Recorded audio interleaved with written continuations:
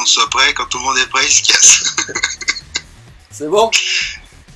C'est bon. C'est parti? C'est parti. C'est le Combifou numéro 6, émission pour laquelle on n'a toujours pas de jingle. Jingle. Donc émission dans laquelle on donne un combiné de tarés à ne surtout pas jouer comme d'habitude. Donc c'est parti, 11, tu nous annonces les matchs. Je vous annonce les matchs. On revient pas sur le dernier avant.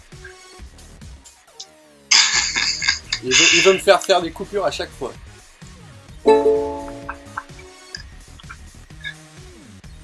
On revient pas sur sonorité là. On revient pas sur le dernier quoi? Combifou. On revient pas sur le dernier Combifou avant? Ah, exact. Combifou. Il y a encore une petite sonorité. C'était peut-être le jingle, non? Il est en retard. Combifou. En fait, c'est lui qui coupe l'enregistrement parce qu'il recommence. Pour éviter les coupures. C'est bon, on peut y aller. C'est le jingle. C'est limite un train qui passe. Mais non, c'est mon ukulélé.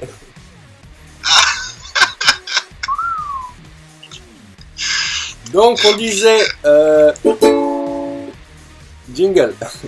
Combifou numéro 5, qu'est-ce que ça a donné? Pas terrible hein. C'était le 6ème tout à l'heure. C'était le 6ème. Non, là c'est le 6ème. Oh putain, allez on recommence. On parle du pari d'avant. Le pari d'avant, écoute, ça a donné sur 11 matchs, on en a eu 5 de bons. Donc c'était une cote à 2649, c'était bien tenté, et ça n'a pas marché. On en a eu 5 sur 11. Voilà. Il était 5 sur toi. Non, il n'y en a pas eu 5 sur moi. Il y en avait 5 sur 11. Putain, mais 5 sur 11 matchs. Okay. C'est plus de l'agression, ça, c'est du... Bon, c'est du gangbang. Ça fait une moyenne de 48%, c'est un peu pourri, mais bon. On va tenter mieux sur ce Combifou, sur celui de cette semaine qui est une cote à... Eh ben, on la dira à la fin, la cote. Oh putain, ouais, mais j'allais faire le jingle, là. Ah, ben tu le feras à la fin. Qui est une cote à... On verra à la fin. Donc, j'annonce les matchs. Allez. Nous avons sélectionné cette semaine Guingamp-Marseille avec Guingamp gagnant avec une cote à 1,90. Non, Marseille gagnant. J'ai dit Guingamp? Oui. T'as dit gagnant. Pardon, mais écoute pas. Marseille gagnant avec une cote à 1,90. Voilà. Donc, ça, un petit mot. Tony. Le chiffre, un Passe petit le mot. relais. bon bah là pas de mystère. Hein. Marseille, il joue la qualif en Champions League, il me semble. Le podium, pourquoi pas la qualif, ouais. Il joue le podium, pourquoi pas la qualif. Enfin, il joue pas mal de choses pour l'année prochaine en tout cas. Et Guingamp, Guingamp. Désolé pour nos amis nordistes, hein, mais Guingamp, c'est dans le fond du panier cette année. Hein. Fidèles à eux-mêmes. Voilà, la cote est belle, donc pourquoi pas. Prochain match du tennis, Barty contre Azarenka, féminin. Alors, on a mis Azarenka gagnante à 2,70. Alors celui-là, c'est moi qui l'ai choisi. Déjà, c'est pas des matchs de WTP ni des matchs de classement, c'est des matchs par équipe. Non, mais vu la taille des bras des gonzesses, c'est presque de l'ATP. C'est pas complètement faux. Surtout la Barty. Disons que c'est des matchs par équipe, donc par pays même, j'ai envie de dire. Et la cote de Barty, elle est faible parce que c'est le dur, c'est un peu son terrain de prédilection, mais le dernier match qu'il y a eu entre les deux jeunes filles, enfin entre une qui est beaucoup moins jeune que l'autre, mais tant pis, c'est bien la Azarenka qui a gagné et assez facilement 6-4, 6-2 il me semble, donc je vois encore une victoire de l'Azarenka sur ce match-là. Et facile. 2,70. Facile, ça j'achète.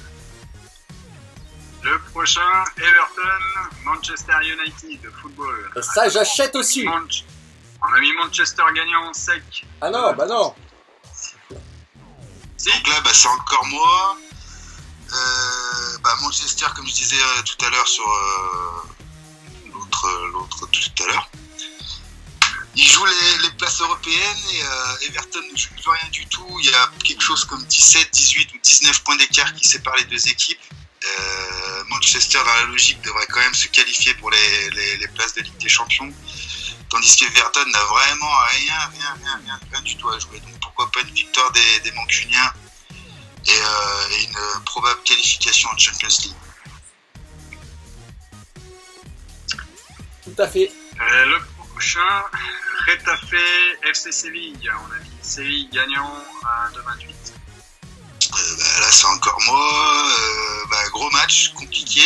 Après, même discours que pour Manchester. Séville, ça joue les places européennes. Et dans les championnats espagnols, anglais ou non pas italien mais espagnol, anglais, ils sont un petit peu en avance par rapport à nous, donc eux ils jouent déjà les fins de championnat et Séville c'est pareil, à 2-3 points il me semble des places en Europe, tandis que Retafe est à une place derrière et ils se battent justement pour les places européennes. Mais vu que Séville a fait déjà 2 finales en Ligue Europa et ça fait au moins 15 ans qu'ils jouent l'Europe, je vois pas pourquoi cette année ils échapperaient à la règle.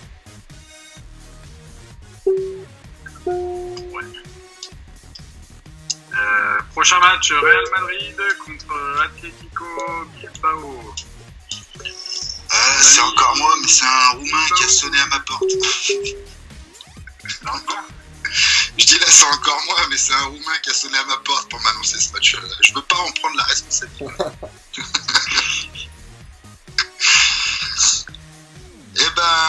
Pour celui-ci, je sais pas trop comment le dire, parce que c'est mon équipe de cœur. Le Real Madrid cette année c'est un peu bidon, faut le reconnaître. Ils sont 3e et complètement largués du championnat espagnol. Ils ont la chance d'être encore 3e justement par rapport à un grand Karim Benzema.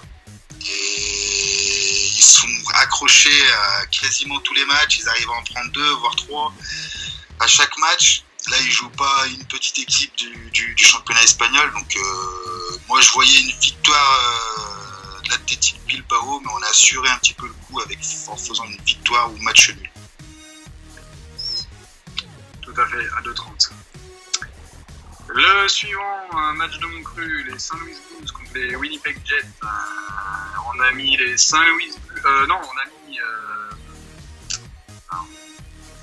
On a mis le plus de 5-5 parce que au cours des playoffs, on s'est rendu compte que c'était un petit peu bizarre. Et dans les dernières rencontres, les Saint-Louis et les Winnipeg, il y avait quand même 7 et 9 buts. Donc ils ont fait des matchs avec un peu moins, avec 3 et avec 5. Donc on se dit ça remonte et on se dit rien du tout, c'est toi qui nous dis. Je vous dis que ça remonte et qu'on joue la stat, on marquer du petit. Ouais, mais c'est 2 grosses équipes qui marquent beaucoup de buts, donc. Donc un plus de 5-5 à 1,76. Le match suivant, c'est les Washington Capitals contre les Carolina Hurricanes. On a mis les Capitals gagnants sec à 2,05 parce que on pense que alors si je dis pas, j'ai plus le match devant moi, il me semble qu'ils cherchent à égaliser. Non, ouais, ils ont perdu le dernier match, les Capitals à l'extérieur, et ils cherchent à égaliser. Il y a 2-2 ou 2-1 dans les manches. Il y a 2-1, ouais. Ah, il y a 2-1 dans les manches et ils cherchent à égaliser. Et à domicile, ils ont gagné leur match à domicile, je crois. Non, ils en ont gagné un à domicile. Et... c'est ça, ça me revient. Ils avaient, entre les Capitals et les Hurricanes, c'était tous des victoires à domicile. Donc là, ils sont chez eux. On est confiant pour qu'ils gagnent. Et qu'ils égalisent. Mais oui, ils sont déjà à égalité. Il y a déjà 2-2. Mais ils ont toujours gagné à domicile. Donc là, c'est plus un. Les Capitals sont perdus 2 fois déjà. Et ouais, ils ont gagné 2 fois, ils ont perdu 2 fois. C'est ça, gagné 2 fois à domicile et perdu 2 fois à l'extérieur. Très bien. Le match suivant. Ok, toujours. Dans les conseils de notre super Sosa. En Ligue allemande, München contre Mannheim. C'est Et Mannheim. on a mis un. C'est Mannheim. On a mis Mannheim gagnant à 2,50. Et là, je dis belle cote. Bah moi celui-là, je l'aime bien parce que j'ai eu une petite mésaventure sur le premier match de play-off sur ce match-là déjà, où moi j'avais joué la victoire de Mannheim et c'est pas passé. Je l'ai un petit peu en travers de la glotte, si je puis dire. Donc je me dis, Mannheim c'est quand même au-dessus. Ils se sont fait accrocher en deuxième période contre Munich chez eux. Mais vu que c'est au-dessus, je me dis pourquoi est-ce qu'ils ne prendraient pas leur petite revanche à Munich cette fois-ci et tout en sachant que Mannheim c'est l'équipe la plus offensive du championnat allemand. Avec le nombre de buts, je suis incapable de vous le dire, mais avec un ratio de buts qui est juste énorme. Je sais pas si ça avoisine pas les 160 d'ailleurs, c'est juste énorme, mais bref. Et je vois pas pour quelle raison est-ce qu'ils pourraient pas battre Munich chez eux à domicile. Et la cote elle est juste magnifique, donc pourquoi pas la tenter. Ok, et on était tous d'accord. Parce Et que le dernier c'est match, Mannheim. et pas des moindres, c'est le match du chiffre. Exactement. Et basket Jazz contre les Rockets. Exactement. Les Rockets gagnant à 2,22. Exactement pour les mêmes raisons que Mannheim.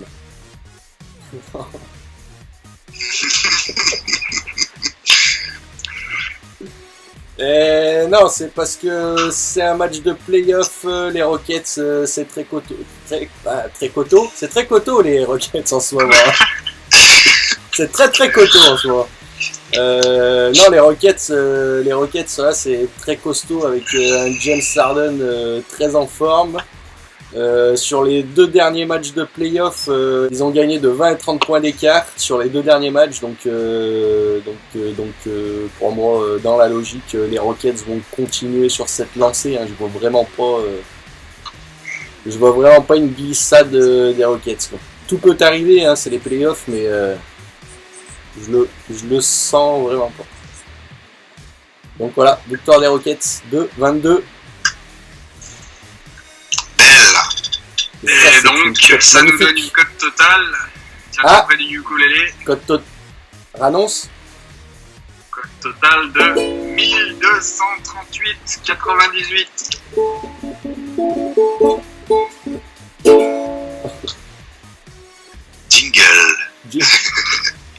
Jingle. Va vraiment falloir que j'apprenne à en jouer. Du ukulélé ? Ouais, ça sera mieux quand même. J'osais pas te le dire, mais je le pense aussi fort que toi. Voilà, exactement. Non, ouais, bah très bien. Bonne chance, bon courage, bonne app. Combi fou. Bon week-end. Bonne chance à tous.